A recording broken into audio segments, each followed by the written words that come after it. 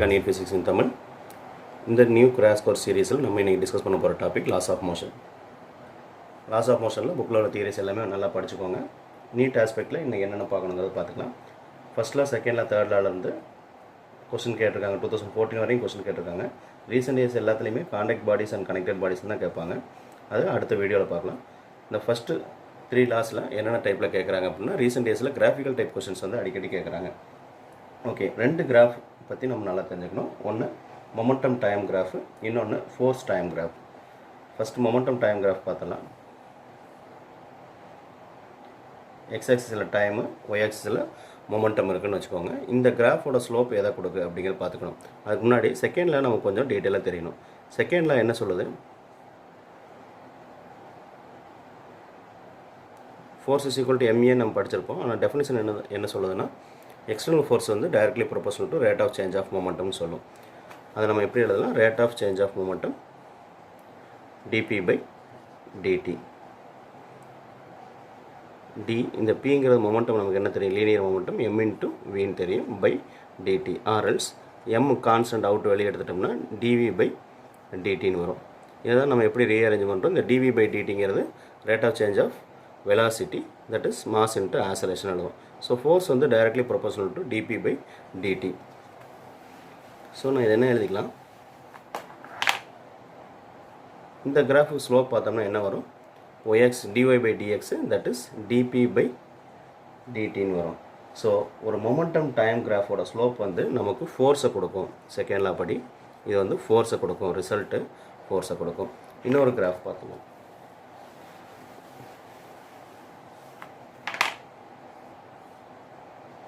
X ஆக்சிஸில் time, Y ஆக்சிஸில் force எடுத்துக்கிறோம். இதில் ஏதாவது ஒரு ஸ்ட்ரைட் லைன் இருக்குது. இந்த கிராஃபில் ஸ்ட்ரைட் லைன் இல்லாமல் ஏதாவது ஒரு ஏரியா கவர் பண்ணுற மாதிரி பார்ப்போம். இந்த மாதிரி ஒரு கிராஃப் இருக்குதுன்னு வச்சுக்கோங்க. இந்த கிராஃபில் இந்த ஷேர் பண்ண ஏரியா கால்குலேட் பண்ண சொன்னாங்கன்னா, இந்த ஏரியா வந்து நமக்கு எதை கொடுக்குது அப்படின்னு பார்க்கணும். So area of FT graph என்ன வரும், F/Tன்னு வருமா ஏரியா கால்குலேட் பண்ணோம்னா. இந்த F/T என்னென்னு படிச்சிருக்கீங்க. F/Tங்கிறது இம்பல்ஸ். சில புக்கில் ஐன்னு கொடுத்துருப்பாங்க, சில புக்கில் ஜேன்னு கொடுத்துருப்பாங்க, impulse. So area of FT graph வந்து நம்ம கொடுக்க வேண்டியது இம்பல்ஸ். இம்பல்ஸ் வந்து எதுக்கு ஈக்குவலாக இருக்கும், சேஞ்ச் இன் மொமெண்டம்க்கு ஈக்குவலாக இருக்கும்.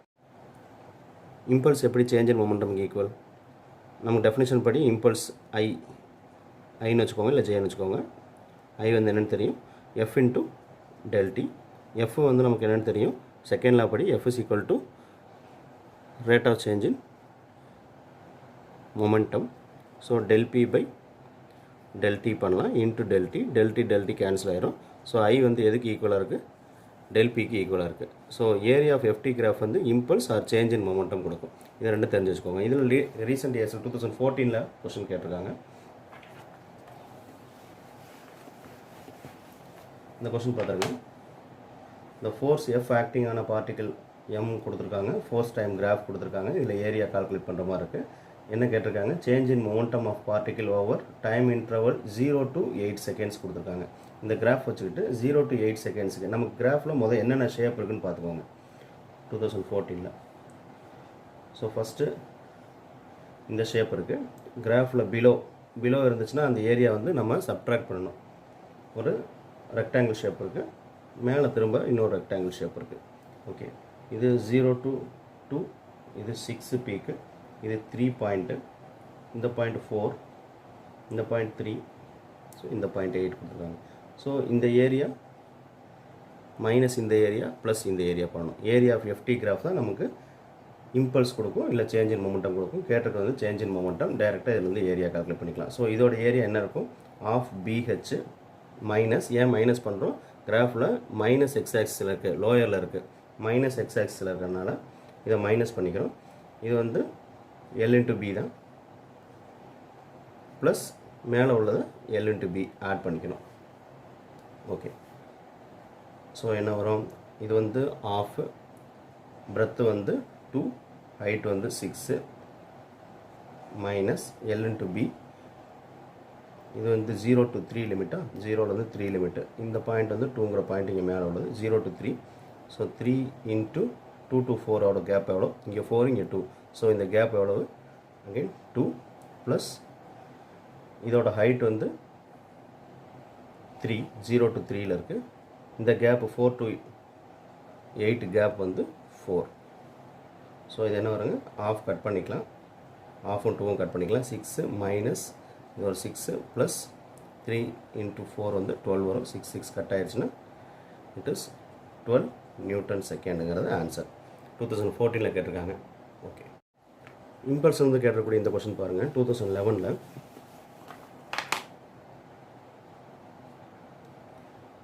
பாடி of mass normally rigid wall with velocity v bounces back. ஒரு வாலில் வந்து v வெலாசிட்டியில் ஏதாவது ஒரு மாஸ் m மாஸ் உள்ள ஆப்ஜெக்ட் v வெலாசிட்டியில் பட்டு இட் பவுன்சஸ் பேக், அதே வெலாசிட்டியில் பவுன்ஸ் பேக் ஆகுது. இப்படின்னா இம்பல்ஸ் என்னன்னு கேட்டிருக்காங்க. ஸோ இம்பல்ஸ் நம்ம கால்குலேட் பண்ணுறதுக்கு ஃபோர்ஸ் இன்ட்டு டைம் வேணும். ஃபோர்ஸ் இன்ட்டு டைம் இந்த ப்ராப்ளம் டைரெக்டாக இல்லை. ஆனால் நமக்கு என்னன்னு தெரியும், impulse JRI is equal to change in மொமெண்டம்னு தெரியும். அப்போ இதில் சேஞ்ச் இன் மொமெண்டம் நம்ம கால்குலேட் பண்ணால் போதும். சேஞ்ச் இன் மொமெண்டம் எவ்வளவு, del P equal to final momentum by initial momentum, final momentum minus initial momentum. Final momentum என்னது, ரிட்டர்ன் வரக்கூடிய momentum, that is m into v. Return வரும்போது அது mv minus போகும்போது இன்னொரு mv. இப்போ இந்த ரெண்டு வெலாசிட்டியும் ஆப்போசிட் டைரக்ஷனில் இருக்குது, பவுன்சஸ் பேக் ஆப்போசிட் வெலாசிட்டியில் இருக்குது. ஏதாவது ஒரு வெலாசிட்டி வந்து நீங்கள் மைனஸ் எடுத்துக்கலாம். ஸோ நான் இதை மைனஸ் பண்ணிக்கிறேன் இன்ட்டு மைனஸ் v.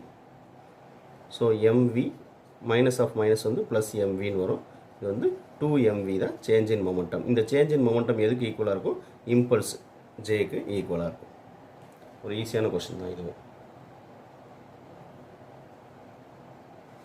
ஓகே, இதே லாஸ் ஆஃப் மோஷன் டாப்பிக்கில் வந்து 2009ல் கேட்ட இந்த ப்ராப்ளத்தை பாருங்கள். ஃபோர்ஸை வந்து ஒரு வெக்டார் குவான்டிட்டியாக கொடுத்துருக்காங்க IJKல. அக்யூஸ் and acceleration 1 m/s². Mass of the body கேட்டிருக்காங்க. மாஸ் வந்து கான்ஸ்டன்ட்டு, ஆனால் நம்ம கொடுத்துருக்கு வந்து வெக்டார் வந்து மாஸ் ஸ்கேலார் குவான்டிட்டி, ஃபோர்ஸ் வந்து வெக்டாரில் கொடுத்துருக்காங்க. கொடுத்துட்டு மாஸ் என்னன்னு கேட்குறாங்க. ஸோ ஃபோர்ஸுக்கு அவங்க கொடுத்துருக்கூடிய வெக்டார் வந்து 6i minus 8j plus 10k.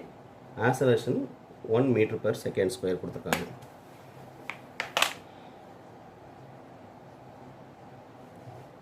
இப்போ நமக்கு மாஸ் வேணும். நமக்கு செகண்ட் என்ன தெரியும், F is equal to mvன்னு தெரியும், R M is equal to F/A பண்ணால் மாஸ் கிடச்சிடும். ஆனால் இங்கே Fங்கிறது வந்து ஒரு வெக்டார் குவான்டிட்டியாக இருக்குது. அப்போ வெக்டார் பை ஸ்கேலார் பண்ணால் நமக்கு இன்னொரு வெக்டார் கிடைக்கும். அப்படி மாஸை வந்து நம்ம வெக்டாரில் சொல்லக்கூடாது. Mass is purely scalar quantity always. So இந்த எஃபோட மேக்னிடியூட் வேல்யூ எப்படி கால்குலேட் பண்ணலாம், எஃப்க்கு மேக்னிடியூட் கால்குலேட் பண்ணுங்கள். Modulus of F is equal to square root of x² + y² + z² பண்ணுவோம். ஸோ இதில் வந்து 6² ப்ளஸ் -8 ப்ளஸ் 10². கரெக்டுங்களா? ஸோ 6² பண்ணால் இது வந்து 36, -8² வந்து 64, 10² வந்து 100. ஸோ இது என்ன வரும், ஸ்கொயர் ரூட் ஆஃப் 200ன்னு வரும். Or equal to square root of 100 × 2 எழுதலாமா, 200. இதில் 100ல் ஒரு 10 அவுட் எடுத்துடலாமா, 10 அவுட் எடுத்துட்டால் எனக்கு 10√2ன்னு வரும். இப்போ ஃபோர்ஸோட மாடுலஸ் வேல்யூ கால்குலேட் பண்ணிட்டோம். ஸோ மாடுலஸ் வேல்யூ கால்குலேட் பண்ணிட்டோம். இனி என்ன பண்ணலாம், இதை யூஸ் பண்ணிக்கலாம். M is equal to F/A. So 10√2, A வந்து 1 கொடுத்துருக்காங்க ப்ராப்ளத்தில், பண்ணோம்னா 10√2 kgங்கிறது ஆன்சர் மாஸ். அப்படியே டேரெக்டாக வெக்டாரை டிவைட் பண்ணி எழுதிடக்கூடாது அந்த வெக்டாரை, ஏன்னா மாஸ் வந்து ஸ்கேலார் குவான்டிட்டி. ராக்கெட் ப்ரொபல்சன், இது வந்து நியூட்டன்ஸ் தேர்ட் லாவையும் கன்சர்வேஷன் ஆஃப் மொமெண்டமையும் யூஸ் பண்ணி பண்ணுறது. ஒரு ராக்கெட் வந்து ப்ரொப்பல் பண்ணும்போது, லான்ச் பண்ணும்போது என்ன நடக்கு அப்படின்னா, ராக்கெட் ஃபஸ்ட்டு ஒரு ஆக்சலரேஷனோட அப்வர்ட் மூவ் ஆகுதுன்னு வச்சுக்கோங்க. அப்வர்ட் மூவ் ஆகுது, அதோட ஃபியூவல் எரிஞ்சிக்கிட்டே போகும். ராக்கெட் மேலே போக போக அதோட மாஸ் வந்து குறைஞ்சிக்கிட்டே போகும். ஒவ்வொரு ஸ்டேஜாக ஃபியூவல் வந்து ஸ்டேஜ் பை ஸ்டேஜாக எரிஞ்சிக்கிட்டே இருக்கும். அந்த எரியிற கம்பல்ஷன் வச்சு தான் அது வந்து மேலே அப்வர்ட் மூவ் ஆகுது. ஸோ இதில் நெட் ஃபோர்ஸ் என்ன இருக்கும் அப்படின்னா, மேலே போக போக அதோட மாஸ் குறைஞ்சிட்டே இருக்குது. மாஸ் வேரி ஆகிற மாதிரி எப்படி சொல்லணும் அப்படின்னா, இதில் F அப்வர்ட் ஃபோர்ஸ் இருக்குது, ராக்கெட்டோட வெயிட் வந்து டவுன்வர்ட் ஆக்ட் பண்ணும். ஸோ இதில் வந்து டாமினேட்டிவ் ஃபோர்ஸ் வந்து அப்வர்டு மூவ் பண்ணக்கூடிய ஃபோர்ஸ் தான், -mg is equal to ma. இது என்ன எழுதுறேன், இந்த maங்கிறது நெட் ஃபோர்ஸ்னு கூட எழுதிக்கலாம். ஃபஸ்ட்டு நெட் ஃபோர்ஸ்னு எடுத்துக்கிறேன். ராக்கெட்டில் என்ன நெட் ஃபோர்ஸ் ஆக்ட் பண்ணுது அப்படின்னா, இதில் 2 ஃபோர்ஸ் இருக்குது. அப்வர்டு இருக்கக்கூடிய ஒரு ஃபோர்ஸும் டவுன்வேர்டு வெயிட்டும் ஆக்ட் பண்ணும். எஃப் அப்வர்டும் டவுன்வர்டு வந்து ஒரு வெயிட்டும் ஆக்ட் பண்ணுது. அப்போ இது ரெண்டில் எது டாமினேட்டிவ் ஃபோர்ஸ்னு பார்க்கணும். எது டாமினேட்டிவ்னா எந்த டைரெக்ஷனில் ராக்கெட் மூவ் ஆகுது அதுதான் dominative force. Upward rocket move ஆகுது, ஸோ இது டாமினேட்டிவ் ஃபோர்ஸு. அப்போ இதில் ஒரு 10 நியூட்டன், கீழே ஒரு 2 நியூட்டன் இருக்குது. நெட் ஃபோர்ஸ் எப்படி சொல்லுவீங்க? மேலே வந்து ஒரு 10 நியூட்டன், டவுன்வேர்டு ஒரு 2 நியூட்டன் ஆக்ட் பண்ணுது ஒரு ஆப்ஜெக்ட் மேலே அப்படின்னா நெட் ஃபோர்ஸ் என்ன சொல்லுவீங்க? 10லேருந்து 2 கழிச்சு 8 சொல்லுவீங்க இல்லையா? ஸோ அந்தபடி தான் எழுதியிருக்கேன். அப்வர்டு மைனஸ் கீழே இருக்கக்கூடிய weight equal to F net force. இந்த மாதிரி ஒரு ஈக்குவேஷன் எழுதிக்கும். இந்த ஈக்குவேஷன் எதுக்கு எழுதுறோன்னா இதிலேருந்து ஒரு டைரக்ட் ஈக்குவேஷன் நம்ம ஃபார்ம் பண்ணி வச்சுட்டோம்னா இந்த ராக்கெட் ரிப்பல்ஷன் வந்து கேட்கக்கூடிய எல்லா கொஸ்டினையும் டைரக்ட் ஃபார்முலா சப்ஸ்டிட் பண்ணி நம்ம சால்வ் பண்ணிக்கலாம். ஓகே, இந்த அப்வர்ட் போகிறதுல என்ன ஆகும் அப்படின்னா மாஸ் வந்து குறைஞ்சிக்கிட்டே இருக்கும். ஏன்னா அதோட ஃபியூவல் வந்து ஸ்டேஜ் பை ஸ்டேஜ் ஏறிச்சிட்டே இருக்குது. ஸோ அதுக்கான ஃபார்முலா எப்படி எழுதுறோம் பாருங்கள். நமக்கு செகண்ட் லா படி FmV/dt தெரியுமா? ஸோ இதில் இங்கே வந்து மாஸ் தான் குறையுது. ஸோ வெலாசிட்டியை கான்ஸ்டண்ட்டாக வச்சுக்கிறோம். வெலாசிட்டி ஆர் ரிலேட்டிவ் வெலாசிட்டி எதனால் எடுத்துக்கோங்க. வெலாசிட்டியை கான்ஸ்டண்ட்டாக வச்சுக்கிட்டு dm/dt பண்ணணும். dm/dt வெலாசிட்டி கான்ஸ்டண்ட்டாக வச்சுக்கிட்டு ஏன் dm/dt? Change in mass with respect to time. Mass தான் டைமை பொறுத்து சேஞ்ச் ஆகிட்டே இருக்குது. இதுவும் எஃப் ஃபோர்ஸ் தான். யூஸ்வலாக எப்படி எழுதுவோம்? m இன்ட்டு dv/dtன்னு எழுதுவோம். அந்த dv/dt தான் ஏன்னு எழுதுவோம். இப்போ நான் இங்கே என்ன எழுதியிருக்கேன்? v into dm/dt. ஏன்னா மாஸ் வந்து டைமை பொறுத்து வேரி ஆகிட்டே இருக்குது. மாஸ் குறைஞ்சிக்கிட்டே இருக்குது. ராக்கெட் மேலே போக போக ஃபியூவலோட மாஸ் வந்து குறைஞ்சிக்கிட்டே இருக்கும். மைனஸ் இது m into g downward due to acceleration இருக்கிறதுனால இந்த எஃப் நெட்டுங்கிறது தான் m இன்ட்டு ஏ. ஆர்எல்ஸ் நான் என்ன எழுதலாம்? v dm/dt equal to ma plus mgன்னு இருக்கும். இது வந்து ராக்கெட் அப்வர்டு சம் ஆசலரேஷனோட போனால் இது வந்து ஒரு கேஸ், ஃபஸ்ட்டு கேஸுன்னு வச்சுக்கோங்க. செகண்ட் கேஸு இதில் ஆசலரேஷனே இல்லை அப்படின்னா ஆசோலேஷன் 0வாக இருந்தால் இந்த கேஸ் என்ன ஆகும்? அதே v dm/dt ஆசோலேஷன் 0வாக இருக்குது. அப்வர்டு ஆசோலேஷன் இல்லை, யூனிஃபார்ம் வெலாசிட்டியில் மூவ் ஆகுது rocket. Rocket through out the motion வந்து யூனிஃபார்ம் வெலாசிட்டியில் மூவ் ஆகுது. ஆசோலேஷன் 0வாக இருந்துச்சு அப்படின்னா இந்த டேர்ம் வந்து 0 ஆயிரும். அந்த vm/dt தான் எதுக்கு ஈக்குவலாக இருக்கும்? ராக்கெட்டோட வெயிட்டுக்கு ஈக்குவலாக இருக்கும். ரெண்டு கேஸ் இருக்குது. ஆசலரேஷனோட அப்வர்டு மூவ் ஆகுது, வெலாசிட்டி இன்க்ரீஸ் ஆகிட்டே இருக்கும். ஃபஸ்ட்டு ப்ரொப்போல் பண்ணது ஸ்டேஜ் பை ஸ்டேஜாக வெலாசிட்டி இன்க்ரீஸ் ஆகிட்டே இருக்கும். இதுதான் யூஸ்வல் கேஸ். இது யூஸ்வல் கேஸ். இது ஒரு ஈஸியான கேஸு. இந்த மாதிரி கொடுத்து ராக்கெட் யூனிஃபார்ம் வெலாசிட்டியில் எப்பயும் போகிறதில்ல, யூனிஃபார்ம் வெலாசிட்டியில் போகிற மாதிரி கொடுத்தாங்க அப்படின்னா அந்த v dm/dtங்கிறது நமக்கு வெயிட்டுக்கு ஈக்குவலாக இருக்கும்.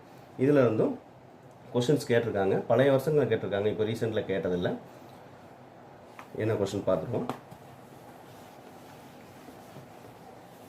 இந்த கொஷின் பாருங்கள், 1998 கேட்டிருக்காங்க.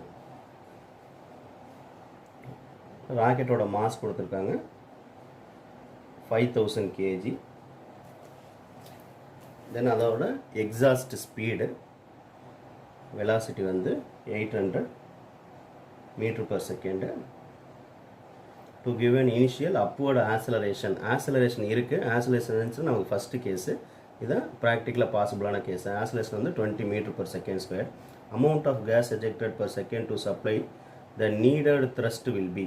அந்த பர்டிகுலர் த்ரஸ்ட்டோட ஃபோர்ஸோட அது மேலே போகிறதுக்கு எவ்வளோ கேஸு எஜெக்ட் ஆகணும்னு கேட்குறாங்க. அமௌண்ட் ஆஃப் கேஸ் எஜெக்டட் அப்படின்னா கீழே உங்களுக்கு ஆப்ஷன்ஸில் பாருங்கள், எல்லாமே கிலோகிராம் பர் செகண்டில் இருக்குது. அப்போ கிலோகிராம் பர் செகண்டுங்கிறதே மாஸ் பர் டைம் dm/dt கேட்குறாங்க. எந்த அளவு ஃபியூவல் எரிஞ்சிக்கிட்டே இருந்துச்சு, கேஸ் வந்துக்கிட்டே இருந்துச்சுன்னா, இல்லை எந்த அளவு மாஸ் குறைஞ்சிக்கிட்டே போச்சுன்னா ராக்கெட் இந்த த்ரஸ்ட்டோட மேலே போகும்னு கேட்குறாங்க. அப்போ நம்ம கால்குலேட் பண்ண வேண்டியது வந்து dm/dt என்ன ரேட்டில் மாஸ் குறையுது அப்படிங்கிறத நம்ம கால்குலேட் பண்ணணும். நம்ம இதுக்கு தான் டைரக்ட் ஃபார்முலா டெரைவ் பண்ணி வச்சுட்டோம்.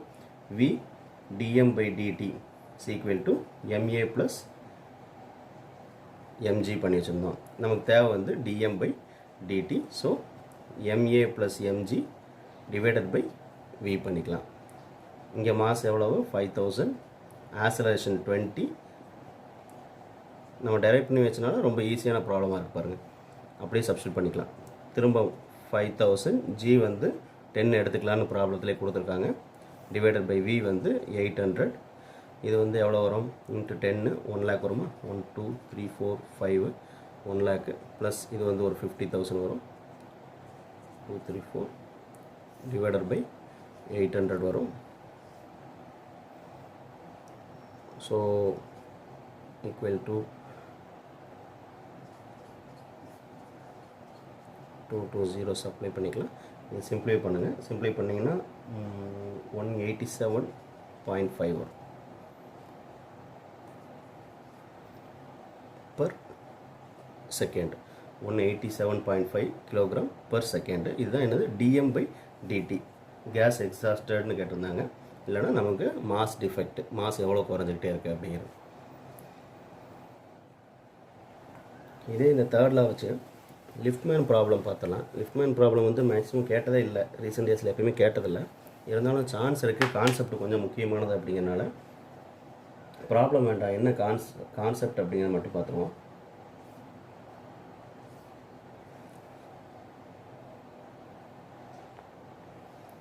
லிஃப்ட்டில் ஒரு ஆள் இருக்கார், ஒரு பர்சன் நிற்கிறாரு. அவர் ஒரு வெயிட் மிஷின் மேலே நிற்கிறாருன்னு வச்சுக்கோங்க. அவரோட மாஸ் வந்து கால்குலேட் பண்ணிக்கிட்டே இருக்கார். அவரோட மாஸ் வந்து இனிஷியலாக m இருந்துச்சு அப்படின்னா, இந்த லிஃப்ட் மேலே போகும்போதும் கீழே போகும்போதும் அவரோட மாஸில் வந்து சேஞ்ச் இருக்கிறதுக்கு சான்சஸ் இருக்குது. இது எப்படி சேஞ்ச் ஆகும், எதனால் சேஞ்ச் ஆனால் ஒரு அப்பரண்ட் சேஞ்ச் தான். அவரோட வெயிட்டில் வந்து மாஸ் எப்பயும் கான்ஸ்டண்ட்டாக இருக்கும், வெயிட்டில் வந்து ஒரு அப்பரண்ட் சேஞ்ச் இருக்கும். ஆக்சுவல் வெயிட்டை விட வெயிட்டு கூடவும் காட்டலாம், குறையவும் காட்டலாம். அவர் ஆக்சுவலாக வெயிட்டு லிஃப்ட்டுக்குள்ளே இருந்தே மெஷர் பண்ணார்னா கூடவும் குறையவும் சான்ஸ் இருக்குது. இது எப்படி அப்படிங்கிறத பார்க்குறோம். ஸோ எப்பயுமே இவரோட வெயிட் வந்து டவுன்வேர்டு ஆக்ட் பண்ண போகுது. இதுக்கு ஈக்குவலாக ஒரு நார்மல் ஃபோர்ஸுங்கிறது பெர்பெண்டிகுலர் ஃபோர்ஸு. கான்டாக்டுக்கு இல்லை ஃப்ளோருக்கு எப்பயுமே பெர்பெண்டிகுலராக இருக்கக்கூடிய ஒரு பெர்பெண்டிகுலர் நார்மல் ஃபோர்ஸ் வந்து அப்வேர்டு. இந்த வெயிட்டோட ரியாக்ஷன், வெயிட்டுங்கிறது ஒரு ஆக்ஷன். அவரோட மாஸ்னால ஒரு வெயிட் இருக்குது, அது டவுன்வேர்டு எப்பயுமே ஆக்ட் பண்ணுது, அது வந்து ஒரு ஆக்ஷன். அந்த ஆக்ஷனுக்கான ரியாக்ஷன் பேர் தான் நார்மலுங்கிறது. இது எப்பயுமே அப்வேர்டு ஆக்ட் பண்ணும். இந்த நார்மல் ஃபோர்ஸ் இருக்குது. இந்த லிஃப்ட் வந்து ஃபஸ்ட்டு கேஸ் ரெஸ்ட்டில் இருக்குது, ஆர்எல்ஸ் யூனிஃபார்ம் மோஷனில் இருக்குது. அப்படின்னா யூனிஃபார்ம் மோஷன்னா என்ன அர்த்தம், அதில் ஆக்ஸலரேஷனே இல்லைன்னு அர்த்தம். யூனிஃபார்ம் மோஷன் எப்படி இருக்கலாம், அப்வேர்டும் இருக்கலாம், ஆர்எல்ஸ் டவுன்வேர்டும் இருக்கலாம். யூனிஃபார்ம் மோஷன்னா A = 0ன்னு அர்த்தம். ஆக்ஸலரேஷனே இல்லை அப்படின்னா, இப்போ வந்து லிஃப்ட் மேலே போகிற மாதிரி கேஸ் வச்சுக்குவோம். மேலே போகுது அப்படின்னா நார்மல் தான் டாமினேட்டிங் ஃபோர்ஸு. இதில் 2 ஃபோர்ஸ் இருக்குது, ஒன்று வந்து நார்மல், இன்னொன்று வந்து வெயிட்டு. இந்த 2 ஃபோர்ஸில் எது டாமினேட்டிங் ஃபோர்ஸு, எந்த டைரெக்ஷனில் ஆப்ஜெக்ட் மூவ் ஆகுதோ அதுதான் டாமினேட்டிவ் ஃபோர்ஸு. அப்போட லிஃப்ட் மூவ் ஆகுது அப்படின்னா அது டாமினேட்டிவ் ஃபோர்ஸு. n மைனஸ் வெயிட்டுங்கிறது என்னது, mg. இதுதான் எதுக்கு ஈக்குவலாக இருக்கும், நெட் ஃபோர்ஸுக்கு ஈக்குவலாக இருக்கும். n = maக்கு ஈக்குவலாக இருக்கும்.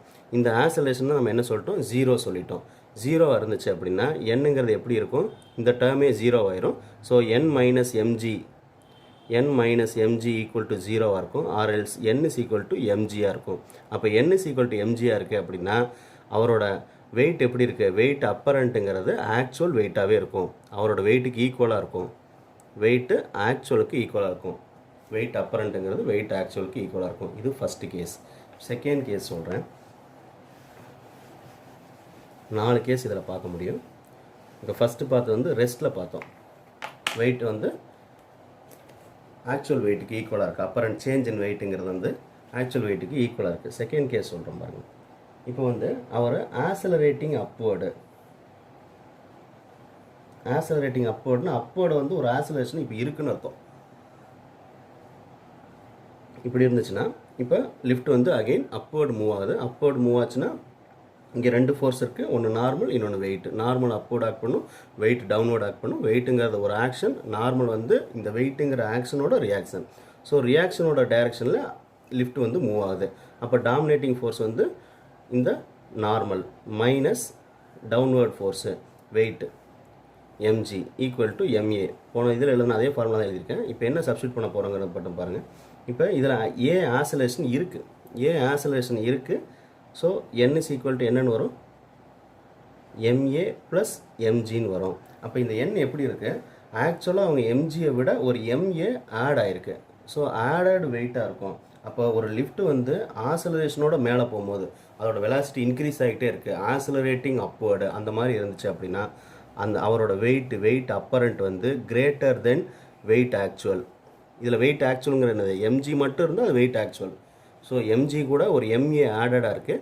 அப்போனா இந்த நார்மல் வந்து எப்படி இருக்குது, ஆக்சுவலாக இருக்க வேண்டிய வெயிட்டை விட கொஞ்சம் கூட இருக்குது. அப்போ அவரோட வெயிட்டு அதிகமாக தெரியும். ஒரு 50 கிலோ இருக்கக்கூடிய ஒரு பர்சனோட வெயிட் வந்து 60 கிலோவோ 70 கிலோவோ அந்த ஆசோலேஷனை பொறுத்து இன்க்ரீஸ் ஆகும். இன்க்ரீஸ் ஆன மாதிரி காட்டும், ஒரு அப்பரண்ட் சேஞ்சு. ஓகேவா? ஓகே, இதில் தேர்ட் கேஸு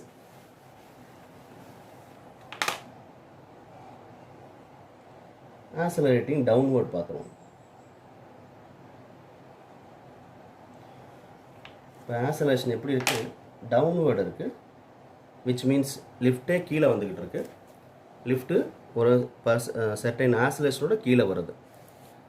ஸோ இந்த இப்போ ரெண்டில் எது டாமினேட்டிங் ஃபோர்ஸு? லிஃப்ட் மேலே போதா கீழே வருதா? என்னங்கிற ஒரு ஃபோர்ஸ் இருக்குது அப்வேர்டு, டபிள்யூன்னு ஒரு டவுன்வேர்டு வெயிட் ஃபோர்ஸ் இருக்குது. இப்போ லிஃப்ட் கீழே வரனால இந்த ரெண்டில் இது dominating force MG minus n ஆப்போசிட்டில் உள்ள ஃபோர்ஸு ஈக்குவல் டு எம்ஏவாக இருக்கும். இந்த ஏ தான் இந்த காமன் ஆசலரேஷன். ஸோ இதை என்ன ரீஅரேஞ்ச் பண்ணுங்கள். n is equal to mg minus எம்ஏன்னு வருமா? n is equal to mg minus எம்ஏன்னு வரும். ஸோ இந்த என்னங்கிறது இதுதான் இந்த அப்பரண்ட் சேஞ்சு. இந்த அப்பரண்ட் சேஞ்ச் எப்படி இருக்குது? ஆக்சுவல் வெயிட்டு எம்ஜின்னு இருந்துச்சுன்னா ஆக்சுவல் வெயிட்டுக்கு ஈக்குவலாக இருக்குது நார்மல் கேஸ். இது ஆக்சுவல் வெயிட்டை விட கொஞ்சம் கம்மியாக இருக்குது. எம்ஏ வந்து சப்ட்ராக்ட் ஆகுது. அப்போ ஆக்சுவல் வெயிட்டோட கம்மியாக இருக்குது. வி அப்பரண்ட் எப்படி இருக்கும்? ஆக்சுவல் வெயிட்டோட கம்மியாக இருக்கும். இந்த கேஸில் டவுன்வர்டு வந்துச்சுன்னா ஒரு பர்சனோட வெயிட் வந்து 50 kg இருந்துச்சுன்னா 40 kgயோ அதோட லெஸ்ஸாக இருக்கிற மாதிரியோ ஆசோலேஷனை பொறுத்து குறையும். இது third case. Fourth free fall case. Free ஃபால்னால் லிஃப்ட்டு கட்டாகி கீழே வருதுன்னு வச்சுக்கோங்க. லிஃப்ட்டு கட் ஆயிடுச்சு, அது வந்து அண்டர் கிராவிட்டியில் வருது, ஆசலரேஷனே இல்லை, அண்டர் கிராவிட்டியில் வருது. ஃப்ரீ ஃபாலில் வந்துட்டாலே ஆசோலேஷன் என்ன ஆகும்? ஃப்ரீ ஃபால் எல்லா கேஸ்லேயுமே ஆசோலேஷனுங்கிறது ஜிக்கு ஈக்குவல் ஆயிரும். அப்போ லிஃப்ட்டு செயின் கட் ஆகிற மாதிரி சொல்லுவாங்க. அந்த மாதிரி கேஸ் செயின் கட் ஆகி ஃப்ரீ ஃபாலாக கீழே வருது அப்படின்னா இப்போயும் டவுன்வேர்டு தான் மூவ் ஆகுது, ஆனால் ஆசோலேஷன் என்ன இருக்குது? ஜியாக இருக்குது. ஸோ இந்த கேஸ்க்கு பாருங்கள், டவுன்வேர்டு மூவ் ஆகிறனால இந்த ரெண்டில் எது பெரிய ஃபோர்ஸு? வெயிட்டுங்கிறது பெரிய ஃபோர்ஸு, இல்லை வெயிட்டோட டைரக்ஷனில் லிஃப்ட் மூவ் ஆகுது. அப்போ இந்த வெயிட்டுனால லிஃப்ட் கீழே வருது. Minus n is equal to MA. இந்த வெயிட்டுங்கிறத என்னது? MG minus n is equal to MA. இந்த எம்ஜி அப்படி வச்சுக்கோங்க. Minus n is equal to M. இந்த ஆசோலேஷன் தான் என்னது? ஜி ஆயிடுச்சு. இப்போ இந்த ஜியில் வருது, இது எம்ஜி ஆயிரும். So N is equal to என்ன வரும்? 0. என் இஸ் ஈக்குவல் டு 0னா என்ன? Weight apparent equal to 0. அந்த பர்சனோட வெயிட்டே இல்லாத மாதிரி 0வாக காட்டும். அதனால தான் ஃப்ரீ ஃபால் ஆப்ஜெக்ட் எல்லாத்துக்குமே நம்ம வெயிட் இல்லைன்னு சொல்கிறோம். இதோட அப்பரண்ட் சேஞ்ச் இன் வெயிட், அவரோட வெயிட் வந்து 0 மாதிரி காட்டும். இப்போ லிஃப்ட் வந்து ஃப்ரீ ஃபாலாக கீழே வந்துச்சுன்னா. இந்த 4 கேஸ் தெரிஞ்சு வச்சுக்கோங்க. நம்ம இன்றைக்கி இங்கே லாஸ் ஆஃப் மோஷனில் ஸ்டாப் பண்ணிடலாம். இதில் இன்னும் முக்கியமான டாபிக் வந்து contact bodies and connected bodies, friction பற்றி, அப்புறம் சர்க்குலர் மோஷன், இது எல்லாமே இருக்குது. இதை அடுத்த கிளாஸில் கன்டினியூ பண்ணலாம். தேங்க்யூ ஃபார் வாட்சிங் திஸ் வீடியோ. அடுத்த வீடியோவில் லாஸ் ஆஃப் மோஷன் கண்டினியூஷன் பார்த்துக்கலாம். தேங்க்யூ.